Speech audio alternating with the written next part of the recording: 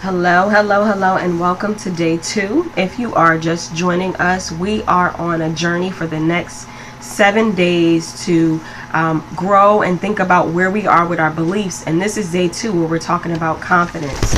And if you are just stumbling upon this video, stumbling upon this page, or however, in your email or wherever, I want you to log into Facebook and go to Faith Lifestyler. It's a group, and I want you to go to the files section, and I want you to download a workbook that says Belief Workbook, and that you can follow along, and I'll show you what it looks like so you can follow along with us. We are only on day 2. Okay. And if you're watching the recording of this, feel free to put me on pause and go get the workbook so you can follow along with us. Okay, so confidence. I want you to take some time, take a moment, and think about confidence, where you are with your confidence levels, where you are in being confident in yourself, being confident in your abilities, being confident in God. I want you to really, really think about where you are with your confidence. And I want you to write down where you are. If there's any weaknesses, I want you to write those down as well. And I want to talk about Godfidence for a second. I know a lot of times we see that on social media. We see that word written on different websites and different things like that. But what does the Godfidence mean? You know, what does that mean? Godfidence is total reliance on His ability. It's where our confidence and our hope and our trust and our faith is in God and what He says He's going to do for us. So today I kind of want to talk about having confidence in the beliefs that we created in day 1. So think about your beliefs for a moment.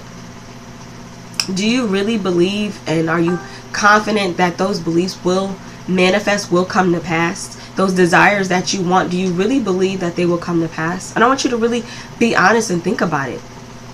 You know, and if there's any weakness, any struggle in that, that's where you need to connect with God.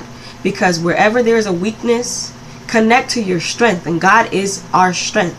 So how do I build my confidence? You know, I connect to God. You know, I pray, I read in His Word what He says, and I learn, and especially in those areas where we're struggling in this. And let me sidetrack real quick.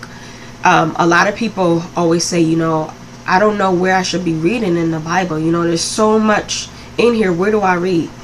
And I always tell people, what are you going through in your life right now? What is an area that you are struggling with in your life right now?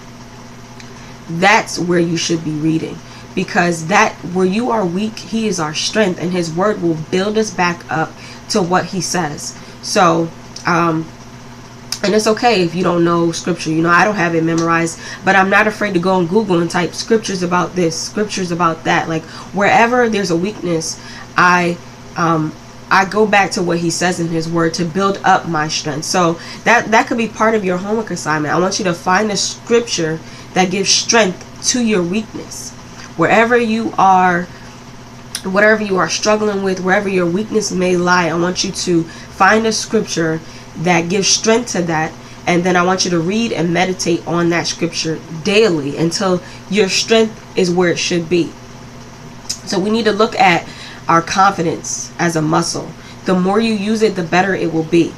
We need to start having confident and healthy thoughts, and we're going to talk about thoughts and words later on in this course. But for now, I want you to start thinking about, or start paying more attention to what you're thinking. And if it's not confident thoughts, if it's not the I can do all things through Christ who strengthens me thoughts, well, maybe you need to go to Philippians 4:13, and that's another assignment I want to give you. I want you to go write down or read Philippians 4:13 and repeat it